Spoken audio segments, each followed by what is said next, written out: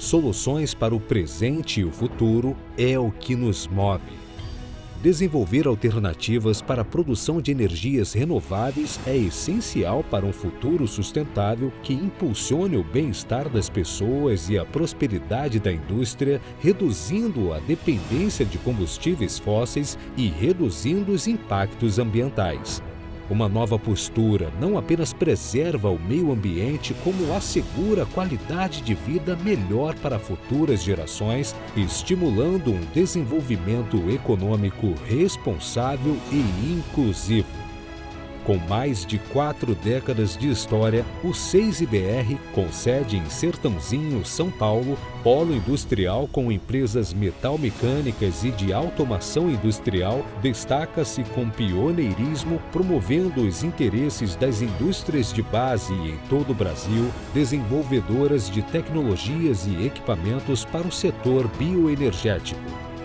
O 6IBR tem atuação marcada por uma abordagem estratégica envolvendo as esferas municipal, estadual e federal. Desempenha papel fundamental na formulação de políticas públicas relacionadas à energia e meio ambiente, defendendo práticas industriais responsáveis e sustentáveis.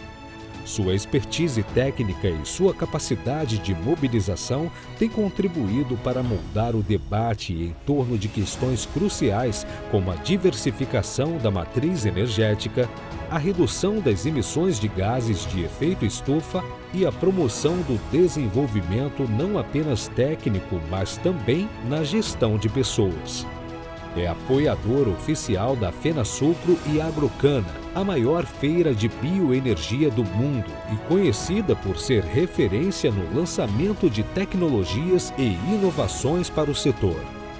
O evento reúne anualmente milhares de profissionais de usinas, indústrias de alimentos e bebidas, papel e celulose, transporte e logística, petróleo e gás e distribuidoras e comercializadoras de energia do Brasil e do mundo.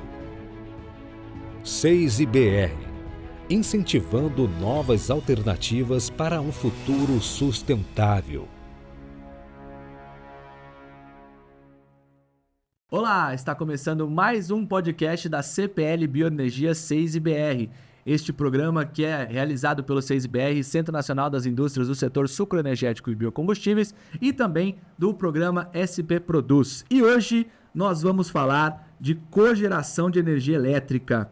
Eu sou Gabriel Garefas, jornalista, e vou bater um papo aqui com os empresários que estão nesta mesa deste programa, começando pelo responsável da PS7 Consultoria, Pesquisa e Inovação, especializada em operações do BNDES, de credenciamento Finame e projetos de financiamento para acesso a linhas de incentivos como o BNDES com Inovação, Fundo Clima, entre outros. Paulo Saraiva, seja muito bem-vindo e obrigado por aceitar o nosso convite. Obrigado, Gabriel. Eu que agradeço. Parabenizar os 6 aí pela essa iniciativa. E vamos falar um pouquinho aí de cogeração, dos aspectos que nós temos aí para contribuir em relação a crédito, incentivos. Vamos lá. Bom, Luiz Saran, da Engevap, fabricante de caldeiras de alta pressão e equipamentos para os setores de açúcar e álcool, alimentício, óleo vegetal, biodiesel e papel e celulose. Saran, muito obrigado por aceitar o nosso convite. Gabriel, agradeço a oportunidade, agradeço o 6IBR, né? Acho um assunto aí muito importante, o assunto da cogeração. Engevap, como fabricante de caldeira, está muito contente de estar hoje aqui para a gente conversar mais sobre esse tema. Bom, e ao meu lado, Leonardo Nakamura, que é engenheiro de energia da Cogen, Associação da Indústria de Cogeração de Energia. Eu vou de Nakamura, pode ser? Pode, à vontade. Então tá bom. Nakamura, obrigado por aceitar o nosso convite. Aproveito aqui para agradecer também o presidente Newton Duarte pela importante parceria com o 6IBR. Seja bem-vindo. Eu que agradeço, aí agradeço também aos demais colegas, agradeço em nome da Cogen pela participação. A Cogen é uma associação do setor elétrico, atua aí desenvolvendo e fomentando a cogeração, principalmente com bioenergia. Bom, então eu já começo com você, tá? Vamos abrir aí o nosso podcast. Hoje no Brasil, qual a produção de energia elétrica por cogeração em gigawatts? Isso já tem um número? Temos sim. A capacidade instalada de cogeração no Brasil é de 21,8 gigawatts. dos quais aproximadamente 18 são de biomassa. E aí essa parcela restante é cogeração com gás natural, que tem outras particularidades. Dessa capacidade instalada de biomassa, a principal fonte é o bagaço de cana, com aproximadamente 13 gigawatts, e a segunda principal fonte hoje é o licor negro da indústria de papel e celulose. Então, e quais as expectativas para essa expansão, Nakamura, na questão de outras fontes, madeira, bagaço de cana? Olha, a cogeração com madeira tem crescido bastante nos últimos anos, especialmente aí no mundo do etanol de milho, em que a cogeração nessas unidades é feita com madeira, e até uma vantagem competitiva do etanol de milho brasileiro em relação ao etanol americano, que é feito com cogeração, mas com cogeração a gás natural. Então é o etanol com uma pegada de carbono maior. Em relação a esse mundo de cana, a gente teve uma expansão muito grande ao longo dos anos 2000, início dos anos 2010.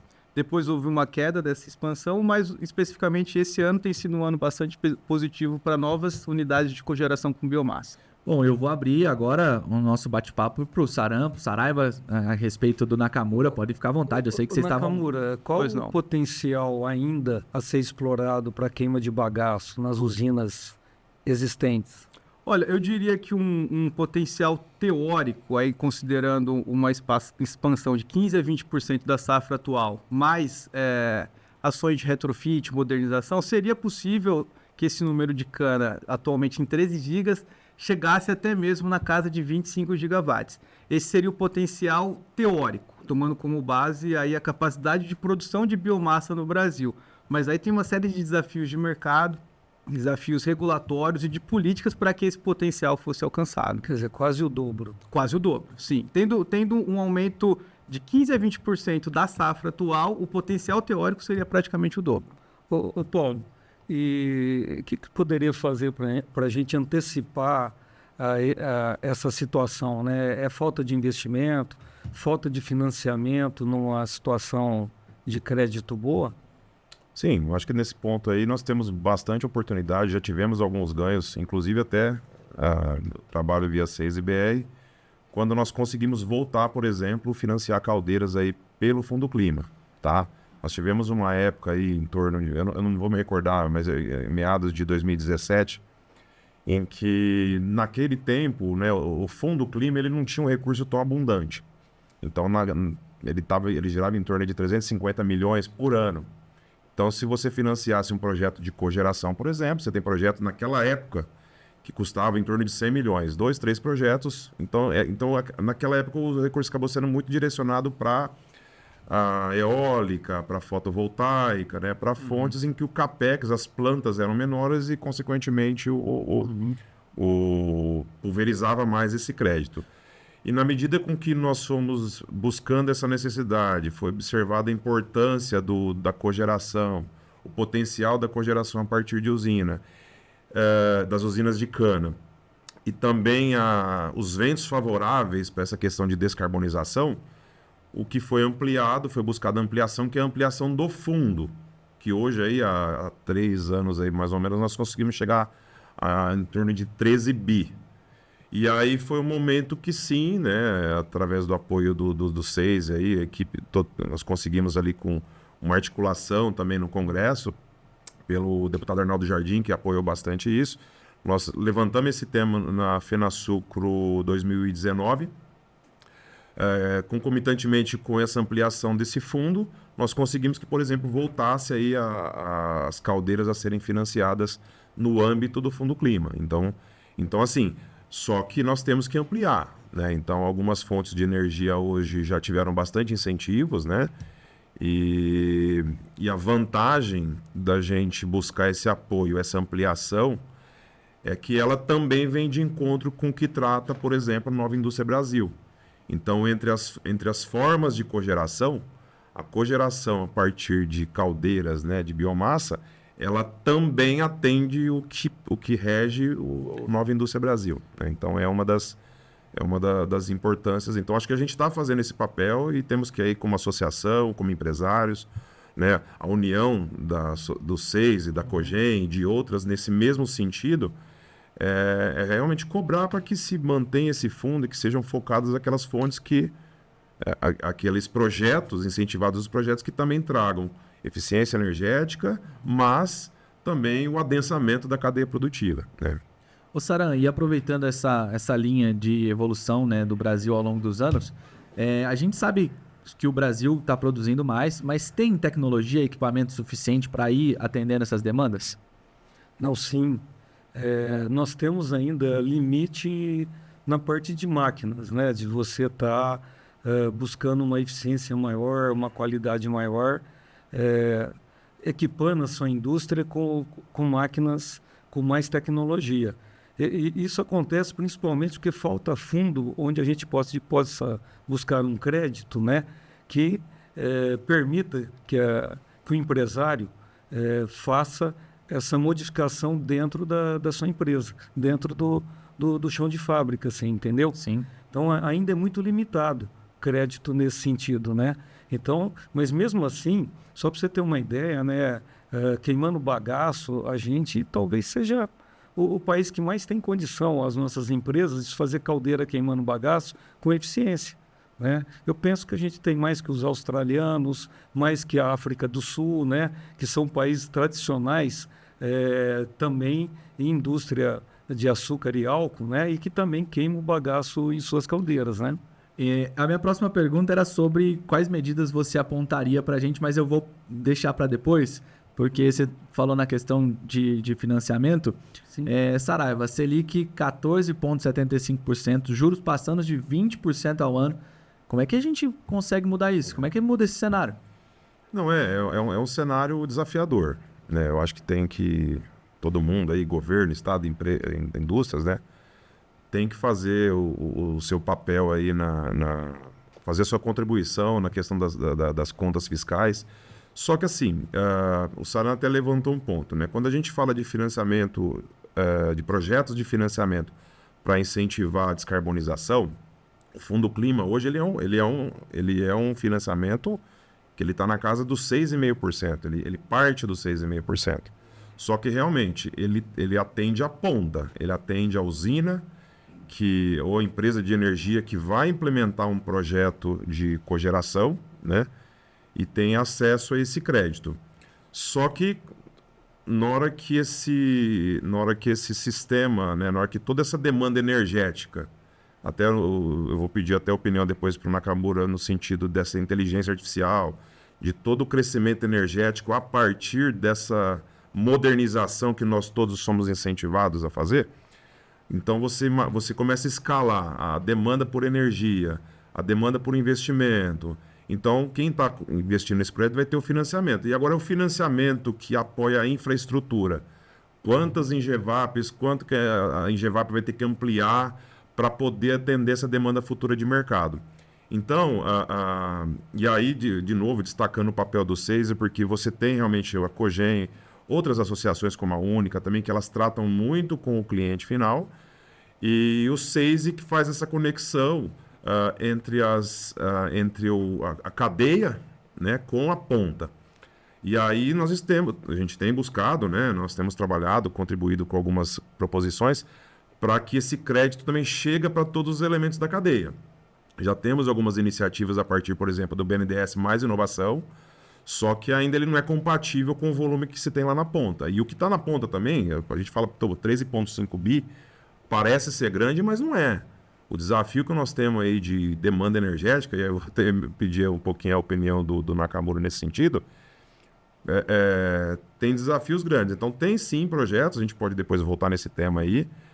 A Selic está cara, né? Está até elevada pela conjuntura que nós temos hoje, só que os projetos, né, relacionados à inovação, os projetos relacionados à descarbonização, eles têm um custo que basicamente é metade da Selic, né? Então falta um pouquinho o conhecimento das empresas que buscam, não é um crédito que está disponível o tempo todo, isso é importante. Então às vezes o pessoal fala, não está liberando, não é, ele tem uma dinâmica diferente, porque esse crédito ele também não pode ter o risco de fornecer ali para quem vai gerar energia a partir de carvão, não sei nem se tem hoje, Sara.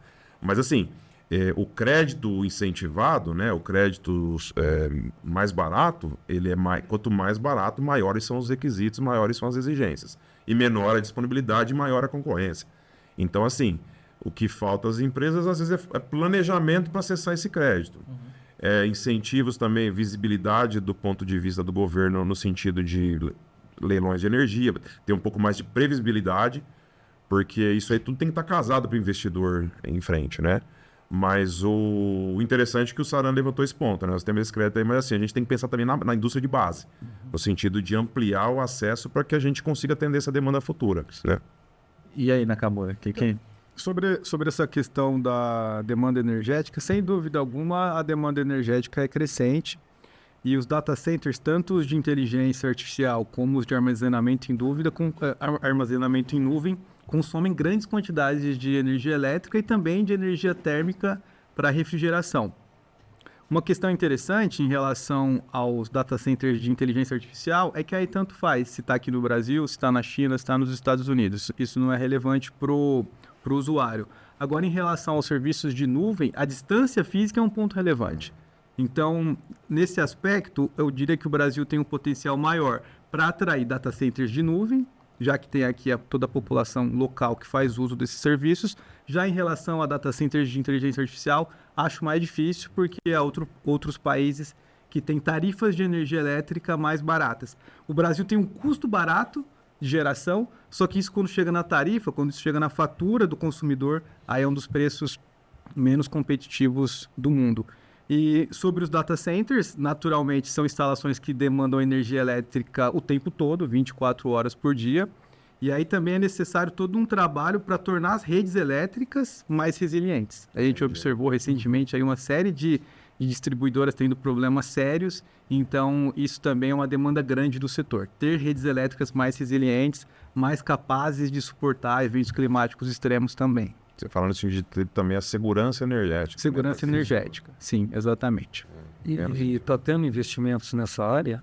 A gente observa investimentos, mas eu acredito que teriam que ser maiores. Aí entra na questão de financiamento, quem pagaria isso? O consumidor, o poder público. E esse custo alto tem a ver com as unidades de reserva? Hoje, por exemplo? Porque você paga uma taxa das unidades que estão ali de stand-by. Sim, seriam as térmicas de potência. Eu diria que não. Eu diria que essas térmicas conceitualmente são necessárias. É possível que uma ou outra tenha um contrato ali que seja ineficiente para o sistema, mas eu diria que as ineficiências estão em outros locais. Então, a gente tem uma série de subsídios pendurados na fatura de energia elétrica, e aí talvez passar uma lupa, um pente fino nesses subsídios, e alguns gargalos também no sistema. Mas acho que não necessariamente o problema seriam essas unidades que ficam em stand-by. Ok. E Saraiva, como que faz para ter acesso a essas linhas de financiamento? Como que a PS7 atua nesse cenário? Nós atuamos ali já no finalmente, né? Mas é sempre importante ressaltar que do ponto da onde nós partimos para poder fazer esses acessos, né? Existe todo um trabalho prévio que é feito aí pelas associações, pela discussão com o governo, com as entidades de classe, né? Que são elas que estabelecem esses critérios, são elas que ajudam a participação nas consultas públicas, né? Para quando repete a pergunta aí que eu já fui para outro lado e... Não, é porque como que a gente tem acesso a essas linhas de financiamento, né? O acesso, isso é uma dúvida muito comum. Porque... O que acontece? Mas se você quiser concluir o outro raciocínio, fica à vontade. Não, né? tranquilo. Nós estamos aqui para isso. A questão do acesso, ele leva... O fluxo de um financiamento hoje, ele tem que ser entendido que antes da gente discutir juros, nós temos que discutir os elementos básicos. Uma empresa, para pedir financiamento, ela tem que ter capacidade para pagar esse financiamento. Então, em qualquer linha incentivada ou qualquer linha convencional, o primeiro crivo é saber se aquela empresa tem capacidade para pedir um financiamento do tamanho que ela está pedindo, né? Então, em qualquer linha, você vai ter esse trabalho de fazer uma análise cadastral, ver a garantia de pagamento, a capacidade de pagamento. Quando são linhas de financiamento relacionadas aí ao apoio do governo, né? Observar as questões de requisitos a empresa não pode estar devendo no âmbito tributário, tá? Então, esse primeiro crivo, ele é comum para qualquer operação de crédito, tá? Passado isso, a empresa tem que ter um projeto, de fato, que condiza com aquela linha de financiamento. Então ela tem que entender se ela vai implementar uma cogeração, se essa cogeração tem realmente uma pegada de carbono, ela tem uma intenção de utilizar uma biomassa, uma energia renovável, né? Então, às vezes, eu vejo que as empresas não têm isso bem estabelecido, tá? É lógico que alguns setores têm essa necessidade de implantação de cogeração, às vezes de forma orgânica, né? Ela tinha aquela biomassa, nem se falava muito ainda na questão de ESG, né? Então, ela tinha aquela biomassa, né? Agora, hoje, né, eu acho que foi até uma bênção para o nosso setor, porque nós já discutíamos isso em razão de viabilidade econômica, né? A questão ambiental ela veio depois e só deu certo no nosso caso porque nós fomos, antes de ter essa pegada verde aí, nós conseguimos, até exemplo o etanol só conseguiu sucesso porque ele ficou compatível com o preço da gasolina, né? E na energia não é diferente, né? É lógico que tem que ter as particularidades, o Newton defende muito isso em razão quando você, por exemplo, competir o preço da energia cogerada no momento de chuva, quando você tem águas nas hidrelétricas. Então, esse é um fator importante. Então, esse ponto no acesso, ele leva em conta essas características, né? Então, assim, passou pelo primeiro crivo, a empresa tem capacidade. Agora, ela está fazendo um projeto de investimento compatível com essa linha incentivada, o que eu estou entendendo é que a pergunta é justamente o acesso ao crédito mais barato. Exatamente. O acesso ao crédito mais barato, você tem que ter um projeto que tenha iniciativa que condiza com esse programa, né? E aí ela tem que fazer a lição de casa, ou com uma consultoria como a gente, ou a equipe estratégica da empresa, passar por esse crivo, escrever o projeto, né? Então ela vai fazer uma cogeração, ela vai conversar com a Engevap, por exemplo, vai ter que fazer o cálculo da capacidade, da disponibilidade de biomassa, né? O balanço energético da planta, que se ela está usando numa usina, que se ela tem uma moenda não eletrificada, acho que tem uma diferença de consumo, né? Se ela já tem uma moenda eletrificada, já muda a história do balanço energético, né? E ela tem que provar isso lá, por exemplo, para o BNDES, que tem um comitê que analisa isso daí. Então, o acesso, ele segue esses passos para que a empresa, enfim, consiga, tá? Então, às vezes pode parecer um pouco burocrático, sim, mas ele é necessário. Porque você tem também empresas que querem acessar o crédito sem atender os requisitos. Paulo, tem cliente reclamando da questão da quantidade de valor que ele pode buscar, por exemplo, para o Fundo Clima. Ele quer fazer o financiamento da caldeira. Qual o valor que o pessoal vai liberar da caldeira? Uma caldeira, por exemplo, de 300 toneladas a hora. Ela tem um valor aí Sim. bastante alto, né? Ele conseguiria liberar isso daí através do Fundo Clima, ele cumprindo todas as regras, porque aqui que os clientes falam, né? Que é pouco divulgado. Sim. Né? Então, há pouco tempo até fiz uma consulta para você de um cliente aqui da nossa região e ele não sabia que ele poderia ter acesso ao Fundo Clima, uma empresa que está correta a nível de impostos, né? E até eu fiz a consulta, coloquei até você em contato, né? Mas ele desconhecia. E é uma empresa grande do setor, né? A informação não tinha chegado. A informação não tinha chegado. Ele falou, posso fazer pelo meu banco? Eu falei, você pode, né? Fazer pelo seu banco, né? Hoje assim, você tem essa questão da informação, porque existe realmente... Tem muito, quando você tem informação, você fica atento a quando sai. Porque é diferente de uma linha que todo mundo conhece, o Finame.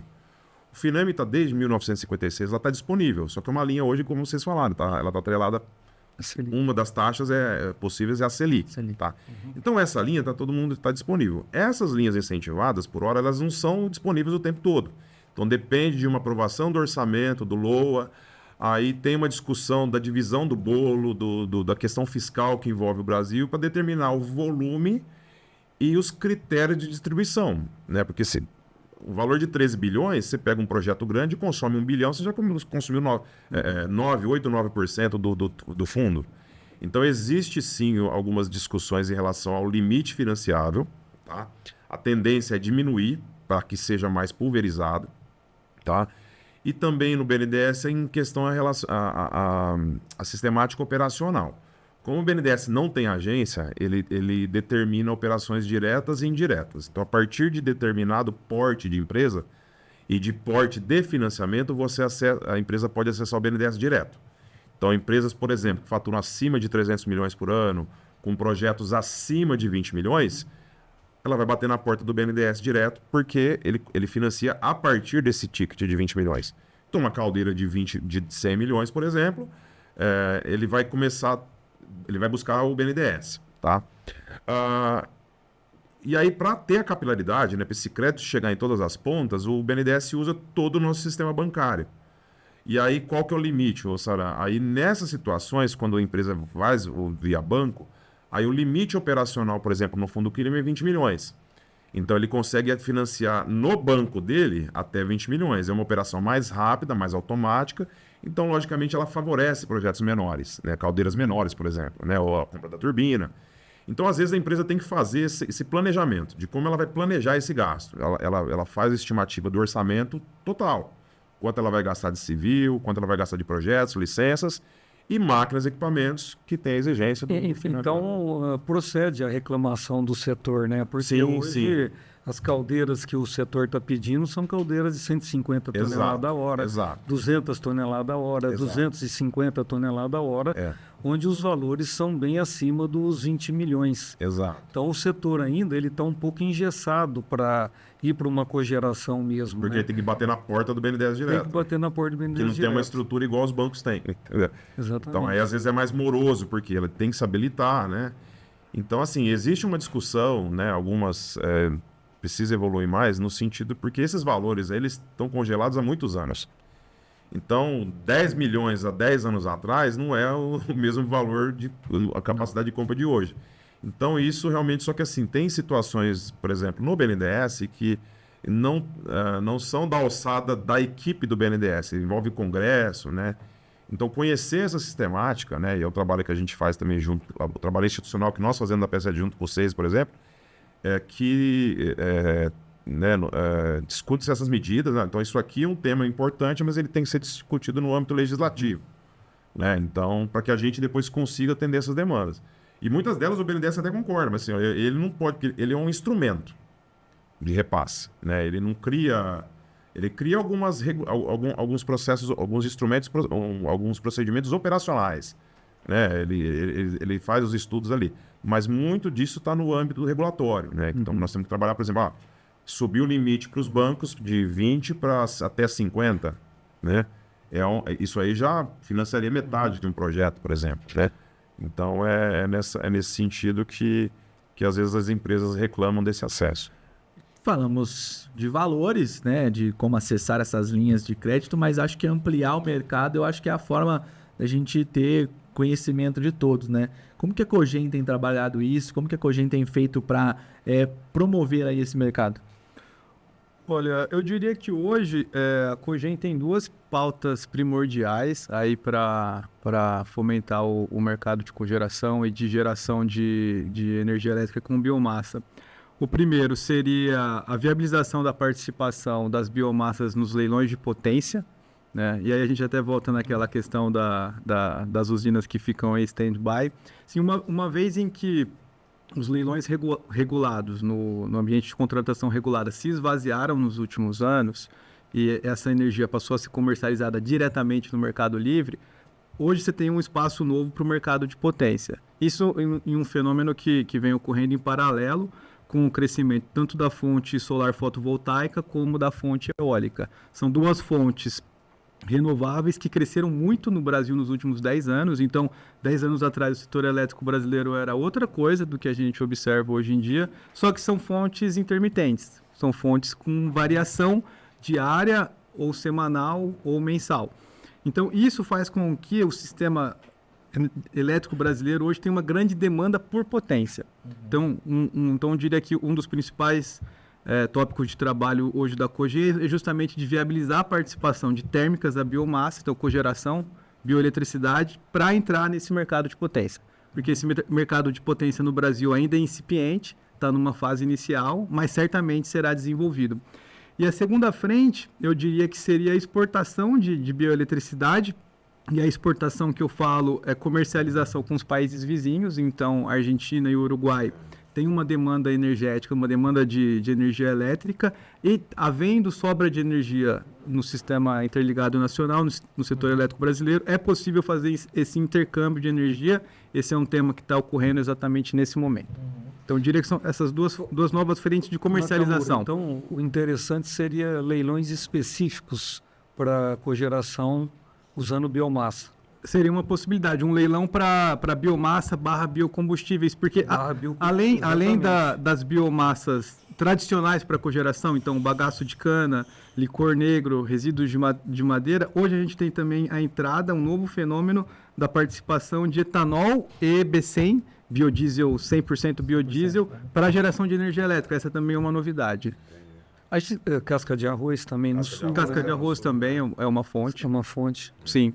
Saran, depreciação acelerada não atende à indústria de base? Depreciação acelerada? Não atende ao nosso setor da indústria de base? Depende, né? Assim, a gente não trabalha aqui no Brasil, por exemplo, nesse foco, né? Assim, entendeu?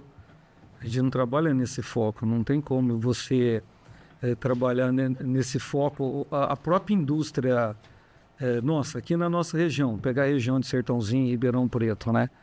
A gente não trabalha dessa forma, são empresas que trabalham, tentam sobreviver, estão sobrevivendo a médio prazo, que já é uma luta intensa disso daí. A gente sabe que a taxa tributária não é baixa para a gente se manter correto, né? A gente faz uma luta diária nisso daí, todo dia é uma luta, né? E como eu falei no começo aqui para o Paulo, né? A gente não tem linha de crédito para a gente modernizar a nossa empresa. Então você faz sempre com recurso próprio, né? Essa que é a questão. Então, se a gente for pensar, isso já era um fenômeno que a gente tinha no século passado, né? A gente tinha um sucateamento da nossa indústria, né? E parte dessa indústria sucateada continua a ser utilizada ainda hoje. Ainda está fazendo equipamento, essa é a parte dela. Sim. Máquinas, né? A gente mesmo tem máquinas antigas lá na parte de usinagem. Faz a usinagem interna das peças que a gente usa na fabricação das caldeiras, né?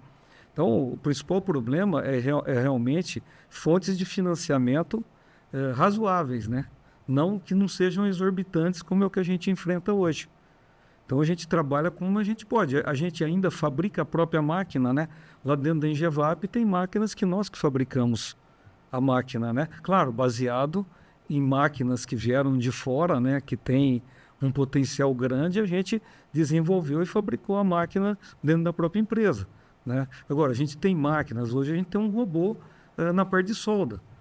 A gente comprou um robô da Kawasaki e está lá, estamos tentando modernizar essa área. A área de solda é muito importante na fabricação de um vaso de pressão. A gente tem uma máquina CNC para fazer a conformação dos tubos. A gente trouxe da Europa faz 2 anos, né? Mas pagamos em cash, né? Tudo pago por recurso próprio. Isso é o que acaba viabilizando. Então, a gente faz o papel que faz uma dona de casa, né? A gente economiza, poupa, e depois a gente vai e compra o equipamento. Então, a gente ainda é um misto, né? A gente trabalha com máquinas antigas, que deveriam estar sucateadas e com máquinas mais novas, né? No mesmo ambiente. Tudo no mesmo ambiente. E a gente, sim, o que a gente tem modernizado é a parte de TI, né? A comunicação de todas as áreas da empresa, né? Então, igual na Engevap, a gente acabou de implantar o último bloco, que foi o bloco de custo, né, Paulo? Que a gente interligou, que é super importante na hora que você elabora aí o teu orçamento, que você vai no mercado, né? Para estar oferecendo o seu produto. Então, mas tudo é um processo, tem que ser muito bem pensado, muito bem equacionado, né? A gente é uma empresa onde todos os diretores são assalariados, né? Então, ninguém trabalha sem salário na empresa. Essa foi a forma que a gente achou de continuar crescendo a empresa, modernizando a empresa, né? E buscando novos horizontes, buscando novas tecnologias. Vem investindo no Bucum. Bom, nós estamos no podcast da CPL Bioenergia 6BR com o apoio do programa SP Produz, Cadeias Produtivas Locais, da Secretaria de Desenvolvimento Econômico do Governo do Estado de São Paulo. E nós estamos falando de cogeração de energia. E, Saran, como que a gente pode avançar nessa questão de equipamentos? Como é que você vê essa questão do avanço para esses equipamentos? Então, eu vou falar um pouquinho da eficiência, né? Sim. De eficiência. Por que a gente fala em eficiência? a gente pode buscar sempre mais eficiência na queima das diversas biomassas, né? Sempre. Começa onde? Começa no sistema de queima, né? Então, você pode ir melhorando o teu sistema de queima. Hoje, a maior parte das caldeiras, por exemplo, do setor escocoleiro, queima em grelha basculante, 80%. Então, tem um excesso de ar que está provocando perda, tem uma quantidade de não queimado que provoca perda. Então, 20%, por exemplo, queima em grelha pinhole, que é a grelha plana inclinada. Então, eu consigo trabalhar com menos excesso de ar, menos não queimado. 10% queima em grelha rotativa. Só que essa grelha tem um custo maior, né? Mas eu consigo queimar uma diversidade maior de combustível, um combustível pior na grelha rotativa. Eu posso queimar em leito, um leito circulante, por exemplo. Eu queimo com excesso de ar menor, né? Mas eu tenho um consumo de potência maior, que eu tenho que fazer o balanço para ver se no final justifica, mas eu tenho uma tecnologia. Então, a gente está buscando para cada tipo de combustível que tem oferta no mercado, combustível, biomassa, por exemplo, o cara sobra a casca de arroz. Dá para queimar a casca de arroz? Dá para gaseificar a casca de arroz, fazer um gás e queimar na caldeira. Esse é um tipo de caldeira. Eu posso queimar direto a casca de arroz? Posso. Tem sistemas que eu posso queimar direto a casca de arroz sem fazer a gaseificação, por exemplo, né? Então, hoje a nossa busca é melhorar os equipamentos de queima e ter tecnologia para cada tipo de resíduo que eu tenho, de resíduo vegetal, que são vários hoje, né? Tem uma variedade enorme que a gente ainda não está usando. Eu tenho cliente, por exemplo, que queima o sabugo. Assim, de uma forma ainda que é um pouco artesanal, mas sobra o sabugo de monte para ele, vou queimar o sabugo.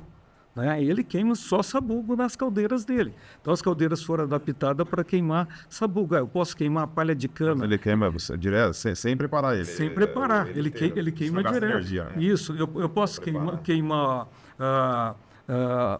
a palha da cana, sim, em fardo. Tem tecnologia para queimar em fardo. Eu vou enfardar e eu vou lançar o fardo dentro da fornalha inteiro para mim fazer a queima.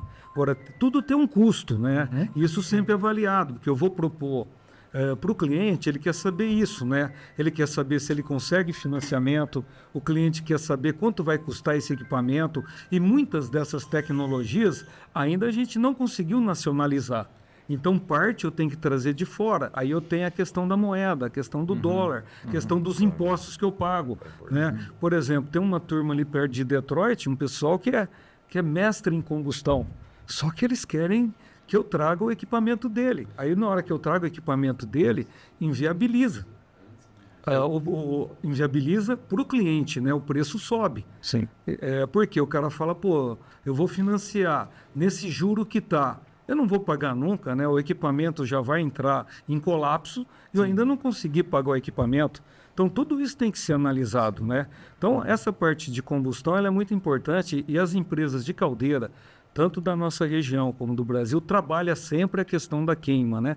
Tem que buscar eficiência na queima, melhorar a minha eficiência. Para mim, fazer o quê? Produzir mais vapor, produzir mais energia, cogerar mais e poder vender essa energia. Eu acho uma ideia fantástica essa de vender energia para os países vizinhos, né? Tem alguns desses países que você citou, Argentina e o próprio Paraguai, que eu visito muito. A gente faz negócio, os caras estão desesperados por energia. São outros mercados. São outras particularidades. Exatamente, os caras estão desesperados por energia, entendeu? Ô Naka, já tá indo pro final do programa, já tá Naka, viu? Vai diminuindo. Tranquilo. O Leonardo Nakamura já foi pra Naka.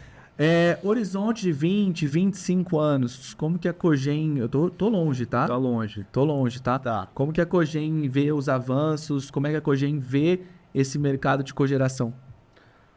Olha, eu diria que para esse período, médio prazo, 20 a 25 anos, o mercado de cogeração ele iria para esse caminho de comercialização de potência e não só de energia, e a comercialização de energia nesse processo que já vem migrando dos leilões para o mercado livre. Então, eu diria esses dois fenômenos. E à medida em que a participação relativa tanto da energia solar fotovoltaica como da energia eólica crescem, existe uma demanda maior no setor por energia firme. E aí as térmicas, a biomassa cumprem esse papel. Sim. Tá? Isso a partir de uma questão conceitual. Por mais que energia solar fotovoltaica, energia eólica tem uma série de atributos, custos de implantação por vezes inferiores, redução das emissões, porém são energias intermitentes. É impossível escapar disso. Hoje há um movimento até de implantação de baterias para atuar como backup do sistema, só que para você fazer um backup de um sistema elétrico como um todo, teria que ter bancos imensos de bateria. Também acho que o caminho não é por aí e também não é uma tecnologia nacional, essas baterias não são feitas aqui. Então, quando a gente fala de adensamento industrial, desenvolvimento rural, acho que a principal fonte acaba sendo a biomassa. Bom, pode falar, Sara. Acabou, 2 perguntas. Assim, o próprio bagaço, né, com essa evolução recentemente, aí, o biogás, para algumas situações, ser direcionado para cogeração de energia, e utilização de outras fontes ali, o bagaço ele não pode ser considerado nessas circunstâncias uma bateria? Porque você vai ter ele ali, vai estocar ele ali, né? Ele faz um pouco esse papel. E a outra pergunta que eu ia te fazer num outro sentido é em relação à parte de transmissão. Tá? Uhum. Então, uma pergunta é só uma curiosidade, porque eu já ouvi esses termos de bateria. Em relação à transmissão, no passado nós tínhamos muito problema de inviabilizar projeto para que a usina, né, cogerou e tal, mas ela tinha que chegar num linhão que estava longe e ela tinha que assumir isso. E aí minha segunda pergunta era essa: como que está esse processo aí de integração com o sistema nacional e quem assume essa conexão hoje ainda? Uhum. Em relação à primeira pergunta, acho que tratar o bagaço como uma energia armazenada talvez seja um pouco mais complexo. Acho que faria mais sentido ver o bagaço como uma matéria-prima ou como combustível. Que além do uso do bagaço para geração de energia térmica e elétrica, hoje é possível produzir o etanol de segunda geração, o etanol celulose. Então, acho que faz mais sentido ver o bagaço como uma matéria-prima. Entendi. Não necessariamente como uma bateria. Entendi. Porque, da mesma forma, a gente pode ver o gás natural também como um combustível, não necessariamente como uma bateria. Em relação ao segundo ponto, a gente teve o desenvolvimento, no período anterior, das interligações compartilhadas, das ICGs, porém é algo que não vingou plenamente no setor. Então, essa questão da interconexão tem problemas mesmo e justamente às vezes a conta fica muito cara. Só que assim, do ponto de vista relativo, as plantas de biomassa estão muito mais próximas das redes do que, por exemplo, as usinas, as grandes fazendas solares ou as usinas eólicas majoritariamente dispostas no Nordeste. Então, se for colocar no papel, possivelmente vai custar mais barato para o sistema fazer essas linhas para as unidades de cogeração aí nas usinas de açúcar e etanol do que trazer toda essa energia da região que tem mais sol e da região que tem mais vento para a região de maior consumo. Legal. Tá. Não, ele só somando, né, em 2005, quando veio um grande fabricante de caldeira para o Brasil, ele contratou a gente fazer uma consultoria para ele, em 2005. A gente fez um levantamento do potencial só do mercado sucroalcooleiro, né? Só resumindo, tinha um potencial de instalação de 340 caldeiras de 150 toneladas a hora. Isso representa em torno de 5,5 bilhões de dólares, representaria hoje. E não mudou muito isso de 2005 para 2025, 20 anos depois. Continua tendo esse... Continua tendo todo esse potencial, quer dizer, tem todo esse potencial de cogeração através do bagaço de cana e de modernização das usinas. A maior parte dessas usinas ainda trabalha com caldeira de 21 kg. E são caldeiras que têm hoje de 30 a 40 anos. Na época, as caldeiras eram caldeiras de 20 a 25 anos. Hoje são caldeiras, se a gente fosse avaliar corretamente pela NR13, né, são caldeiras que já deveriam estar fora de operação. Então, esse mercado está aí, né? E ele precisa ocorrer, quer dizer, uma fortuna, né, em caldeira, né? Os fabricantes de caldeira pensam nisso e falam, puta, estamos milionários, né? 340 caldeiras de 150 100% fabricado aqui. É 100% fabricado aqui, com toda a tecnologia nossa. Não precisa ir lá fora, não precisa importar nada. Está na nossa porta aqui fazer esse trabalho e somando isso que você falou, né? Essas unidades estão perto da rede. Sim. Então significa, por exemplo, eu falei na pergunta 20, 25 anos, falei, tô longe, mas não tô tão longe assim. O Sanan trouxe um cliente de 2005, de 20 anos atrás. O mercado ainda pede essa busca pela inovação, busca por mais cogeração. Então não tô tão longe assim. Não tô lá. Bom, nós estamos indo para nossas considerações finais. Queria agradecer os empresários que estiveram aqui presentes no nosso podcast. É o podcast da CPL Bioenergia 6IBR. Paulo Saraiva, da PS7 Consultoria, especializada na estruturação de novos negócios e no desenvolvimento de contratos por diferentes linhas e programas de financiamento do BNDES. Muito obrigado pela sua vinda até aqui, toda a sua explanação, porque, pelo que eu entendi aqui, tudo precisa de um financiamento, né? Sim. Bom, eu que agradeço, Gabriel, parabenizo aí a iniciativa, agradeço meus colegas aqui por ter compartilhado informações, né? Sempre muito bacana falar com vocês, Saran Nakamura, né? Que a gente conheceu hoje aqui.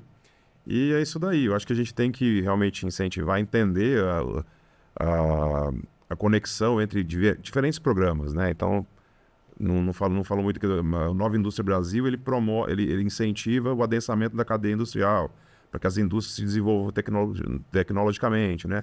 Por outro lado, nós temos uma demanda energética, um potencial de cogeração, e temos diferentes matrizes, que algumas são praticamente 100% importadas e outras, como a Caldeira, são 100% nacional.